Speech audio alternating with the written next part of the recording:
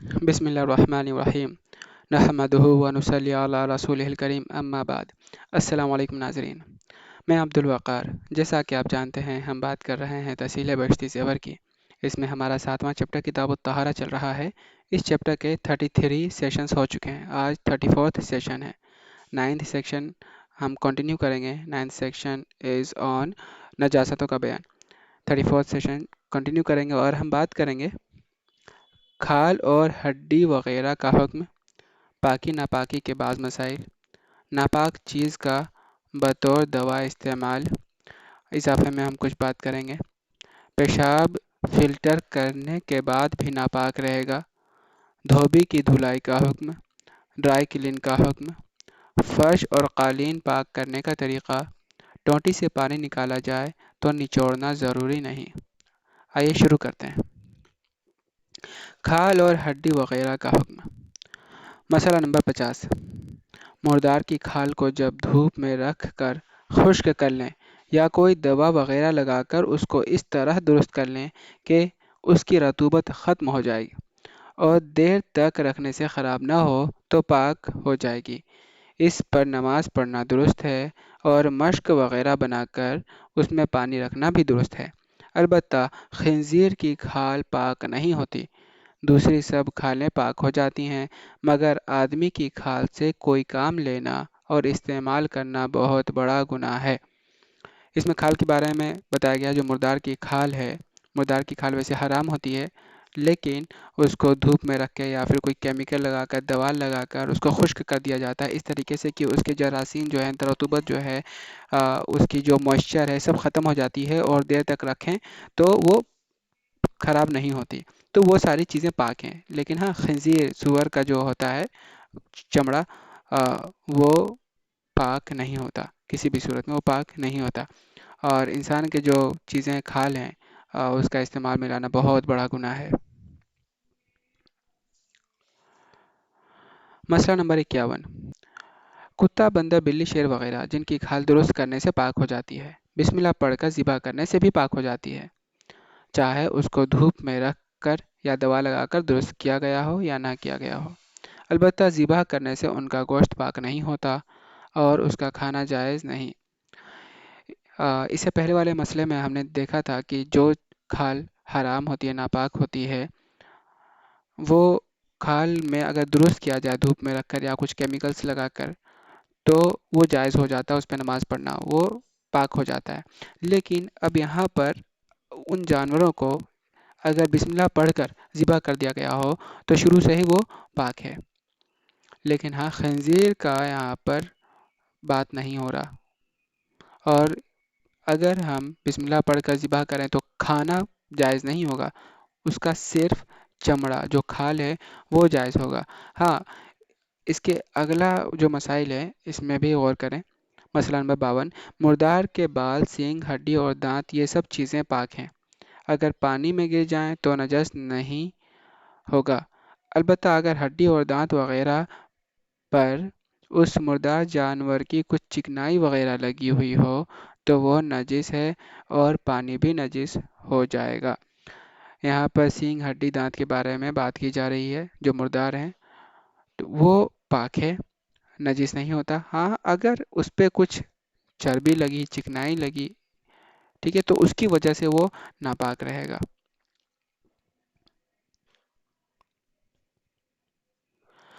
مسئلہ نمبر 53۔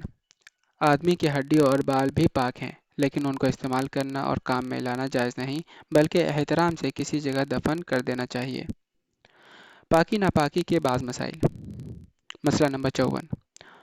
کافروں کی پکی ہوئی کھانے کی کوئی چیز اور ان کے برتن اور کپڑے وغیرہ کو اس وقت تک ناپاک نہیں کہا جائے گا جب تک اس کا ناپاک ہونا کسی دلیل یا قرینہ سے معلوم نہ ہو۔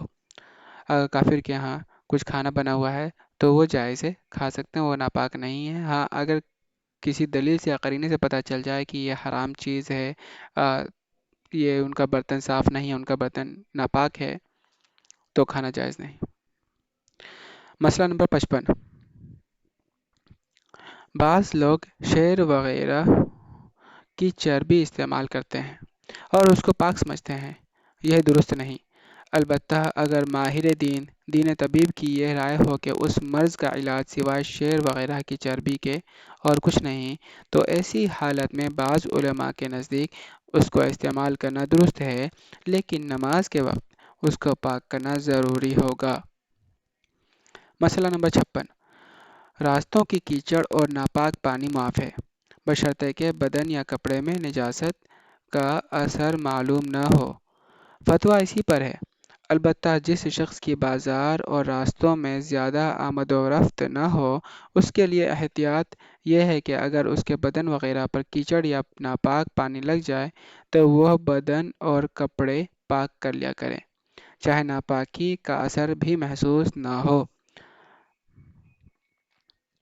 مسئلہ نمبر 57۔ نجاست اگر جلائی جائے تو اس کا دھواں پاک ہے، وہ دھواں اگر جم جائے اور اس سے کوئی چیز بنائی جائے تو وہ بھی پاک ہے، جیسے نوشادر کے بارے میں کہتے ہیں کہ نجاست کے دھویں سے بنتا ہے۔ نوشادر ایک طرح کا کیمیکل کمپاؤنڈ آپ سمجھ سکتے ہیں، جیسے ایک پتھر کی طرح سفید چیزیں ہو جاتی ہیں،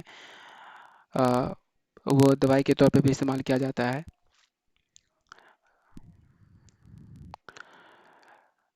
مسئلہ نمبر 58۔ نجاست کے اوپر جو گرد و غبار ہو پاک ہے، بشرطے کہ نجاست کی تری سے وہ تر نہ ہو گیا ہو۔ مسئلہ نمبر 59۔ نجاستوں سے جو بخارات اٹھیں وہ پاک ہیں، بخارات مطلب ویپر۔ نجاستوں سے جو بخارات اٹھیں وہ پاک ہیں، پھل وغیرہ کے کیڑے پاک ہیں، البتہ اگر ان میں جان پڑ گئی ہو تو اس کو کھانا درست نہیں، نیز گولر وغیرہ سب پھلوں کے کیڑوں اور سرکہ دوا کے کیڑوں کا بھی یہی حکم ہے۔ مسئلہ نمبر 60۔ کھانے کی چیزیں اگر سڑ جائیں اور ان سے بو آنے لگے تو ناپاک نہیں ہوتیں، جیسے گوشت، حلوہ وغیرہ، مگر چونکہ ان کے کھانے سے نقصان ہوگا اس لیے ان کا کھانا درست نہیں۔ مسئلہ نمبر 61۔ مشک، اس کا نافع اور عنبر وغیرہ سب پاک ہیں۔ مسئلہ نمبر 62۔ نیند کی حالت میں آدمی کے منہ سے جو پانی نکلتا ہے وہ پاک ہے، مطلب کوئی سویا ہوا رہتا ہے، منہ سے پانی نکلتا ہے، لاڑ نکلتا ہے، یہاں پر دھبا ہو جاتا ہے، وہ ساری پاک ہے۔ مسئلہ نمبر 63۔ حلال جانور کا گندھا انڈا پاک ہے، بشرطہ کہ ٹوٹا نہ ہو۔ مسئلہ نمبر 64۔ سانپ کی کیچلی، سفید جھلی جو اس کے جسم سے اترتی ہے پاک ہے۔ کیچلی مطلب جو اسکن ہوتا ہے سانپ کا، وہ ٹائم پر وہ اپنی اسکن کو اتار دیتی ہے، اس کو کیچلی کہتے ہیں، وہ پاک ہے۔ سفید جھلی جو اس کے جسم سے اترتی ہے پاک ہے۔ مسئلہ نمبر 65۔ جس پانی سے کوئی نجس چیز دھوئی جائے وہ نجس ہے، چاہے وہ پانی پہلی دفعہ کا ہو یا دوسری دفعہ کا یا تیسری دفعہ کا، لیکن ان پانیوں میں اتنا فرق ہے کہ اگر پہلی دفعہ کا پانی کسی کپڑے میں لگ جائے تو یہ کپڑا 3 دفعہ دھونے سے پاک ہوگا، اور اگر دوسری دفعہ کا پانی لگ جائے تو صرف 2 دفعہ دھونے سے پاک ہوگا، اور اگر تیسری دفعہ کا لگ جائے تو ایک ہی دفعہ دھونے سے پاک ہو جائے گا۔ اگر کوئی مسائل سمجھ میں نہیں آ رہا تو آپ اس کو 2 یا 3 مرتبہ سنیں گے تو انشاءاللہ سمجھ میں آ جائے گا، اگر نہیں آتا پھر بھی تو کمنٹ میں آپ پوچھ سکتے ہیں، انشاءاللہ جلد سے جلد جواب دینے کی کوشش کی جائے گی۔ مسئلہ نمبر 66۔ مردہ انسان کو جس پانی سے نہلایا جائے وہ نجس ہے۔ مسئلہ نمبر 67۔ سانپ کی وہ کھال جو اس کے بدن سے لگی ہوئی ہو نجس ہے۔ یہ کیچلی کی بات نہیں ہو رہی، وہ اس کھال کی بات ہو رہی جو سانپ میں ابھی ہے، سانپ نے اتارا نہیں ہے وہ کھال، اگر سانپ میں وہ کھال لگی ہوئی ہے تو وہ نجس ہے۔ مسئلہ نمبر 68۔ مردہ انسان کا لعاب نجس ہے۔ مسئلہ نمبر 69۔ ایک تہہ والے کپڑے میں ایک طرف مقدار معاف سے کم نجاست لگے اور دوسری طرف سرایت کر جائے، اور ہر طرف معاف مقدار سے کم ہو، لیکن دونوں کا مجموعہ اس مقدار سے بڑھ جائے تو وہ کم ہی سمجھی جائے گی اور معاف ہوگی، البتہ اگر کپڑا دوہرا ہو یا 2 کپڑوں کو ملا کر اس مقدار سے بڑھ جائے تو وہ زیادہ سمجھی جائے گی اور معاف نہ ہوگی۔ اس مسئلے میں یہ کہا گیا ہے کہ اگر کوئی کپڑا ہے، اب وہ جو کپڑا ہے وہ سنگل لیئر کا ہے، ایک تہہ والا، یا دو لیئر کا ہے، دونوں میں اب ڈفرینسز بتایا گیا ہے۔ اگر ایک لیئر کا ہے، سنگل تہہ والا ہے، اور اوپر سے کچھ گندگی آ گئی، اس پہ ناپاکی آ گئی، نجس آ گئی، اور نیچے بھی سرایت ہو گئی، مان لیا ایک معافی مقدار ہوتا ہے۔ معافی مقدار کو یہ سمجھنے کے لیے آپ دوبارہ جا سکتے ہیں ہمارے پچھلے سیشن میں، مسئلہ نمبر 8 اور مسئلہ نمبر 9 کو آپ دیکھ سکتے ہیں، سن سکتے ہیں، سیم سیکشن کا مسئلہ نمبر 8 اور 9، نجاست کا بیان میں ہی مسئلہ نمبر 8 اور 9 نجاست کا بیان کا جو پہلا سیشن ہے، آئی تھنک مسئلہ سیشن نمبر 32، سیشن نمبر 32 میں ڈسکس کیا گیا ہے مسئلہ نمبر 8 اور 9، آپ اس میں جا کے دیکھ سکتے ہیں کہ معافی مقدار کیا ہوتی ہے، معافی مقدار سے کیا مراد ہے۔ اس میں دو چیزیں ہیں، غلیظہ اور خفیفہ، جو نجاست کی قسم ہیں، ٹھیک ہے۔ اب اس میں بھی چیزیں ہیں کہ بہنے والی ہے یا پھر سخت ہے، تو اس کے بارے میں ڈفرینسز بتائے گئے ہیں اور رولز بتائے گئے ہیں مسئلہ نمبر 8 اور 9 میں، سیشن 32 میں یہ ذکر آ چکا ہے۔ تو اگر ایک تہہ والے کپڑے میں اگر نجاست لگ گئی اور نیچے بھی اس کا اثر آ گیا، اور ایسا ہے کہ ایک طرف جو معافی مقدار ہے، معافی مقدار وہ اس کا 70% ہے ایک طرف، اور دوسری طرف 80% ہے، ٹھیک ہے۔ تو معافی مقدار تو دونوں طرف کم ہے، معافی مقدار کے ہی اندر میں ہے، یعنی معاف ہے، لیکن دونوں کا اگر ہم جمع کرتے ہیں تو 150%، یعنی 1.5 گنا ہو جاتا ہے، معافی مقدار نہیں رہا۔ لیکن چونکہ یہ سنگل لیئر تھا تو پھر ایک طرف 70% ہے، ایک طرف 80%، تو 80% کا اعتبار ہوگا، 80% ہے یعنی کہ معاف ہے۔ لیکن اگر یہ دو لیئر میں ایسا ہو، دو لیئر والے کپڑے میں اوپر سے آیا، اوپر 70%، نیچے 80%، ٹھیک ہے، تو یہاں پر اب 80% کا اب حساب نہیں ہوگا، 80% کا اب رول نہیں لگے گا، اب یہاں پر دونوں کا جوڑ لگے گا، کیونکہ اب دونوں الگ الگ چیزیں ہیں، 80 اور 70 150%، یعنی کہ 1.5 گنا معافی مقدار سے اوپر چلا گیا، یعنی کہ یہ اب ناپاک ہے، اس کو دھونا پڑے گا۔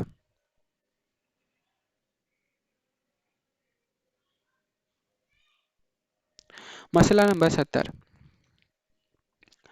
دودھ دہتے وقت ایک دو مینگنیاں دودھ میں گر جائیں تو معاف ہے، بشرطے کہ گرتے ہی نکال دی جائیں، اور اگر دودھ دوہنے کے وقت کے علاوہ کسی اور وقت میں ایسا ہوگا تو دودھ ناپاک ہو جائے گا۔ مسئلہ نمبر 71، ٹوٹ کر علیحدہ ہو جانے والے دانت کو اپنی جگہ پر رکھ کر اگر ناپاک چیز سے جما دیا جائے، یا اگر کوئی ہڈی ٹوٹ جائے اور اس کے بدلے کوئی ناپاک ہڈی رکھ دی جائے، یا کسی زخم میں کوئی ناپاک چیز بھر دی جائے اور وہ ٹھیک ہو جائے، تو ان سب صورتوں میں اس دانت اور ہڈی وغیرہ کو نکالنا ضروری نہیں، بلکہ وہ خود بخود پاک ہو جائے گا۔ جیسے یہاں پر دانت نکل گیا، دانت کو چپکانے کے لیے کچھ ناپاک کیمیکل، ناپاک چیز کا استعمال کیا گیا، اور وہ دانت چپک گیا، اچھے سے ہو گیا، اور وہ ناپاک چیز جو ہے اس بدن کا ایک حصہ بن گیا، تو وہ پاک ہو جاتا ہے اس طریقے سے، اب اس کو دانت نکالنے کی ضرورت نہیں ہے، سب پاک ہے۔ مسئلہ نمبر 72، ناپاک چیز پانی میں گرے اور اس کے گرنے سے چھینٹے اڑ کر کسی پر جا پڑیں تو وہ پاک ہے، بشرطے کہ ان چھینٹوں میں اس نجاست کا کوئی اثر نہ ہو۔ مسئلہ نمبر 73، دوہرا کپڑا یا روئی کا کپڑا اگر ایک جانب سے نجس ہو جائے اور ایک جانب سے پاک ہو تو سارا ناپاک سمجھا جائے گا، اس پر نماز درست نہیں، بشرطے کہ اس کا ناپاک حصہ نمازی کے کھڑے ہونے یا سجدہ کرنے کی جگہ میں ہو اور دوہرے کپڑے کی دونوں جانبیں باہم سلی ہوئی ہوں۔ اگر سلی ہوئی نہ ہو تو پھر ایک جانب کے ناپاک ہونے سے دوسری جانب ناپاک نہیں ہوگی، بلکہ دوسری جانب نماز درست ہے، بشرطے کہ اوپر کی جانب کا کپڑا اس قدر موٹا ہو کہ اس میں سے نیچے کی نجاست کا رنگ اور بو ظاہر نہ ہوتی ہو۔ یہاں پر دوہرا کپڑے کی بات کی جا رہی ہے یا روئی کے کپڑے کی بات کی جا رہی ہے۔ دوہرا کپڑا ہے، نیچے کی طرف نجاست لگی ہوئی ہے، اوپر نجاست نہیں ہے، تو اس کیس میں بتایا گیا ہے کہ اس پہ نماز درست ہوگا کہ نہیں ہوگا۔ یہاں پر نماز درست نہ ہونے کے لیے دو کنڈیشن ہیں کہ نماز کا جو ایریا ہے اسی ایریا میں ہونا چاہیے وہ ناپاکی، اور دوسرا وہ جو ہے باہمی سیلی ہوئی ہونی چاہیے۔ دونوں جانب اوپر نیچے دونوں سلی ہوئی ہونی چاہیے. اگر سلی ہوئی نہیں ہے تو پھر ایک جانب اگر ناپاکی ہے اور اس کی بو نہیں آ رہی اوپر، ٹھیک ہے، اس کے رنگ نجاست نہیں آ رہا اوپر، اتنا موٹا ہے اوپر کا لیئر، تو نماز پڑھ سکتا ہے. مسئلہ نمبر 74. مرغی یا کسی اور پرندے کو پیٹ چاک کر کے اس کی آلائش نکالنے سے پہلے کھولتے پانی میں جوش دیا جائے تو وہ کسی طرح پاک نہیں ہوگا. مرغی ہے، مرغی کو ذبح کیا گیا، پیٹ چاک کیا گیا، پیٹ کے اندر سے اس میں سے جو چیزیں ہیں وہ نکالی نہیں گئی اور ایسے ہی گرم پانی میں کھولتے ہوئے پانی میں ڈال دیا گیا. ٹھیک، تو اس کی جو ناپاکی ہے وہ مرغی کے ہر ایک ریشے میں جا کر مل گیا تو اب پاک نہیں ہوگا، پورا مرغی ناپاک ہے، حرام ہے. ناپاک چیز کا بطور دوا استعمال. مسئلہ نمبر 75. پاخانہ، پیشاب، شراب، مردار اور خنزیر کا گوشت وغیرہ جو چیز نجس العین ہے یعنی خود ناپاک ہیں، ان کا نہ تو بیرونی استعمال جائز ہے کہ جسم پر کہیں لیپ کرے یا ملے، اور نہ داخلی استعمال جائز ہے کہ ان کو کھائے. جو ابھی باتیں کی گئی ہیں ان کے بارے میں ہے، ایک مطلب ایسی ناپاکی جو نجس العین ہے، پاخانہ، پیشاب، شراب، مردار اور خنزیر، اس طرح کی جو چیزیں ہیں، ہم اس کا استعمال اسکن کے اوپر لیپ لگا دیں، اس میں ان سب چیزوں میں نہیں کر سکتے. نہ ہی دوائی کے طور پہ کھانے میں بھی استعمال کر سکتے ہیں، نہ ہی کھانے میں استعمال کرنا ہے، نہ ہی کریم کی طرح اوپر ملنا ہے. مسئلہ نمبر 76. جو چیز کسی دوسری چیز کے ملانے سے نجس ہوئی ہو اس کا داخلی استعمال تو جائز نہیں، البتہ خارجی استعمال درست ہے، جیسے ناپاک پانی یا شراب آمیز ادویہ، بشرطے کہ شراب دوا سے کم ہو. اب یہاں پر ایسی بات کی گئی ہے کہ اس میں کئی چیزیں مل کے بنی ہیں، اس میں سے ایک چیز ناپاک ہے، تو پھر دیکھا جائے گا ناپاک کتنا ہے، ناپاکی کا حصہ کتنا ہے، اور باقی جو پاک چیزیں ہیں وہ کتنا ہے.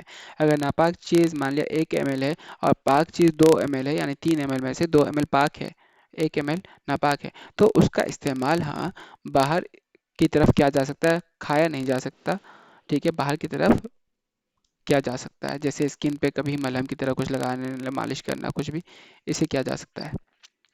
لیکن اگر کوئی شخص ایسی ناپاک چیزوں کے خارجی استعمال سے بھی پرہیز کرے تو بہتر ہے، اس لیے کہ بعض اوقات شدید بیماری کی حالت میں خیال نہیں رہتا، جس کی وجہ سے نجس دوا کپڑوں میں بھی لگ جاتی ہے یا بغیر دھوئے ہاتھ کسی برتن میں پڑ جاتا ہے اور وہ برتن اور پانی ناپاک ہو جاتا ہے، جس کی وجہ سے گھر کے دوسرے افراد بھی اس نجاست سے ملوث ہو جاتے ہیں. مسئلہ نمبر 77. خنزیر کے سوا باقی تمام جانوروں، شیر، ریچھ وغیرہ کی چربی ذبح کرنے سے پاک ہو جاتی ہے. شیر وغیرہ کو ذبح کرنے کی ترکیب یہ ہے کہ پہلے اسے گولی ماری جائے، جب مرنے لگے تو بسم اللہ اللہ اکبر پڑھ کر تلوار اس کی گردن پر مار دی جائے. اس طرح اس کی چربی اور گوشت وغیرہ سب پاک ہو جائیں گے اور ان کا خارجی استعمال درست ہو جائے گا. بغیر ذبح کیے ان کی چربی وغیرہ پاک نہیں ہوتی، اس لیے اس کا خارجی استعمال جائز نہیں ہوگا. ذبح سے ایسے جانوروں کے گوشت اور چربی کے پاک ہونے میں 2 قول ہیں. راجح یہی ہے کہ ذبح سے ان کا گوشت اور چربی پاک نہیں ہوتی، البتہ علاج کی ضرورت کے پیش نظر دوسرے قول کے مطابق ان کی چربی کے خارجی استعمال کی گنجائش ہے. اضافہ: پیشاب فلٹر کرنے کے بعد بھی ناپاک رہے گا. مسئلہ نمبر 1. فلٹر کرنے سے پیشاب کی حقیقت تبدیل نہیں ہوتی، بلکہ صرف اس کے بدبودار اجزاء نکال لیے جاتے ہیں، اس لیے فلٹر کرنے کے بعد بھی پیشاب ناپاک ہی رہے گا اور اس کا استعمال جائز نہیں ہوگا. دھوبی کی دھلائی. مسئلہ نمبر 2. جو کپڑا دھوبی کو پاک دیا گیا ہے وہ دھلنے کے بعد بھی پاک ہی رہے گا، اور جو کپڑا ناپاک دیا گیا ہے وہ ناپاک رہے گا، اس لیے کہ شریعت کا اصول ہے الیقین لا یزول الا بالیقین.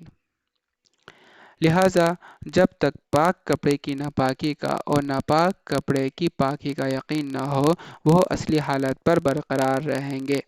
البتہ اگر دھوبی جاری پانی میں یا اتنے بڑے حوض میں دھوئے جس کا رقبہ 100 ہاتھ یا اس سے زیادہ ہو تو ناپاک کپڑا بھی پاک ہو جائے گا. ضبط کی بنا پر اگر دھوبی قلتین کے بقدر یعنی 217.728 کلو گرام پانی میں کپڑے دھوئے تو بھی گنجائش ہے۔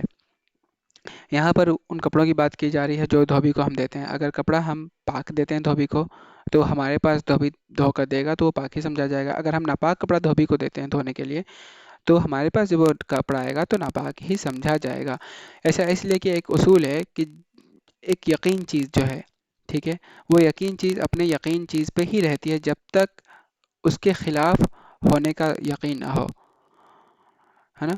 کہ ناپاک چیز تھی، ناپاک کپڑا تھا، ہم اس کو دیے وہ دھوئے، لیکن ہمیں یہ نہیں پتا کہ اس نے اصول کے مطابق، مطلب ناپاکی دور کرنے کے جو اصول ہیں اس کے مطابق اس نے دھویا کہ نہیں دھویا، ٹھیک ہے؟ تو پھر یقینی چیز کیا تھی؟ ناپاک تھی وہ، یہ یقینی چیز ہے۔